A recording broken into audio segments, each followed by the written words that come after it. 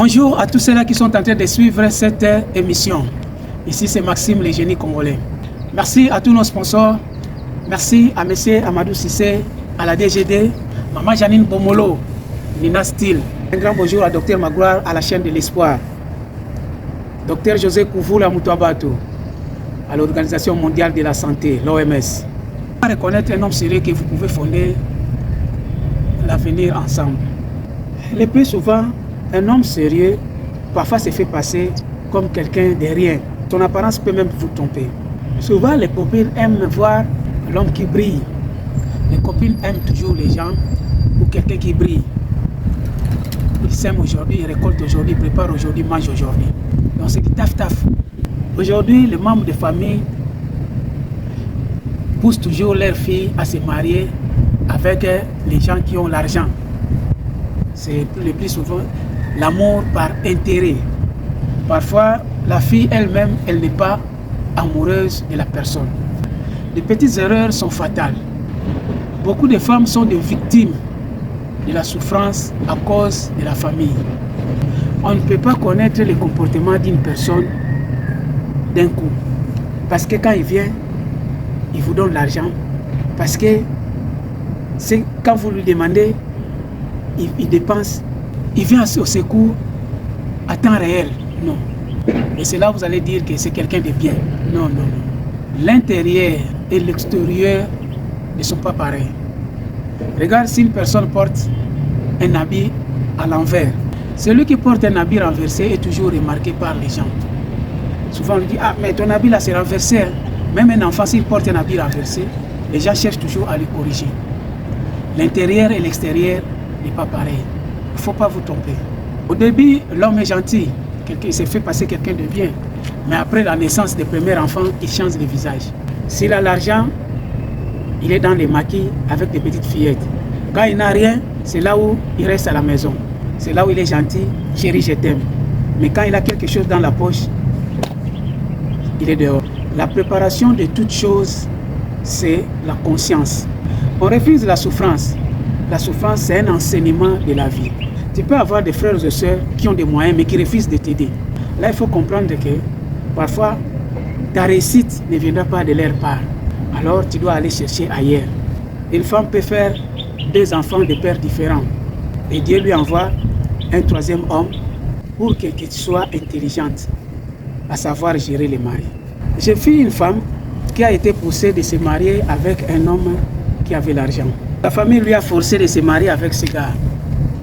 Elle était obligée de laisser son petit ami qui vivait ensemble pour aller au mariage. Et quelques temps après le mariage, son mari s'est retrouvé en prison parce qu'il était un escroc, un grand triant.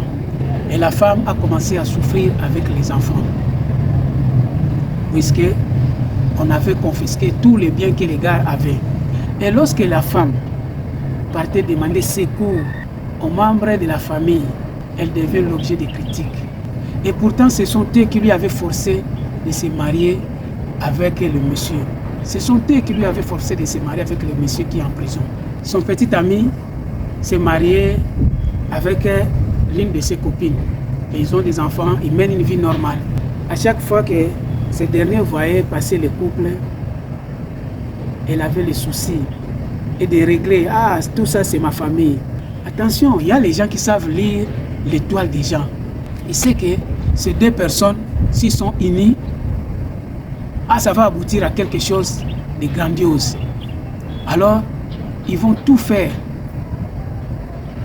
à travers les discours, à travers l'influence de la famille, de vous convaincre pour gâter votre projet. Ils vont tout faire de vous séparer pour vous donner, pour te donner ce qui n'est pas à toi. Une pièce soudée finit toujours à céder un jour. Tu veux aller dans une fête, porte les chaussures qui te va. Regarde bien, est-ce que c'est ta pointure? Si tu portes une chaussure qui est petite par rapport à ta pointure, tu ne vas pas finir la fête.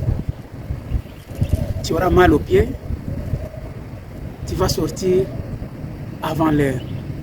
Tu auras les difficultés pour danser, tu auras les orteils enflés comme une femme enceinte. Il n'est qu'un bonheur au monde, c'est l'amour. Aussi, la punition d'un être aimé sous le soleil c'est l'amour. C'est aimer. L'homme qu'il a voulu se marier avec, la famille a refusé. La famille a monté un coup pour les séparer à cause des intérêts. À cause de l'argent, aujourd'hui, la famille oblige les enfants de 17 ans, de 18 ans, de 20 ans de se marier avec un papa qui a plus de 60 ans. Ils ont fait un mariage grandiose et tout le monde était content. Le Messie a fait des cadeaux à la famille pour les convaincre. Soi-disant, c'est un homme d'affaires. 5 enfants successifs, vite fait, 5 enfants. Le Messie en réalité n'était pas un homme d'affaires. Il était un escroc. Quelqu'un qui vendait les terrains des gens, qui vendait des maisons des gens. Alors, il finit d'être condamné à 10 ans d'emprisonnement. L'État a fait la saisie de tous ses biens. Tous ceux qu'il possédait ont été saisis par la loi. Voire même ce qu'il a acheté pour la famille, l'État a tout récupéré. Et sa femme, la femme se retrouve dans une situation invivable. Ses propres frères et sœurs refusent de venir au secours de ses enfants. Autant plus que ce sont eux qui faisaient les commentaires de se marier avec le Messie en question. Voire même, ils refusent de soutenir les frais scolaires des enfants. Pour payer même les frais de scolarité, c'est tout un problème. Ils ont oublié que ce sont eux qui sont à l'origine de tous ces malheurs. Le mariage forcé pour un intérêt n'est pas bien. Ça, c'est l'amour de l'argent. Le jour où l'argent finit, l'amour aussi prend fin. L'amour de l'argent, ce n'est pas bien parce que tu ne sais pas comment les messieurs font pour avoir de l'argent.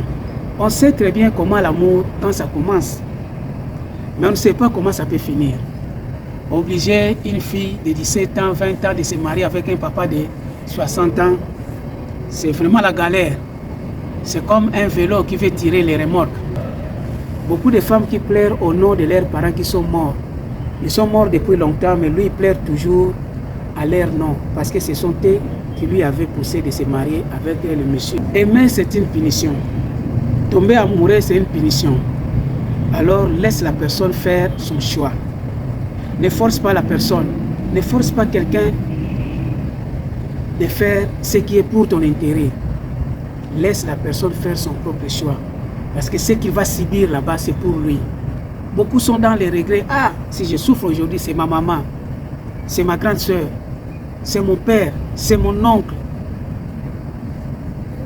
Évite que les pleurs ou l'amertume de la personne soit à ton nom.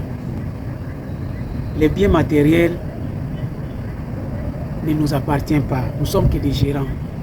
Si quelqu'un te pousse de force de se marier avec la personne que tu ne veux pas, il faut refuser.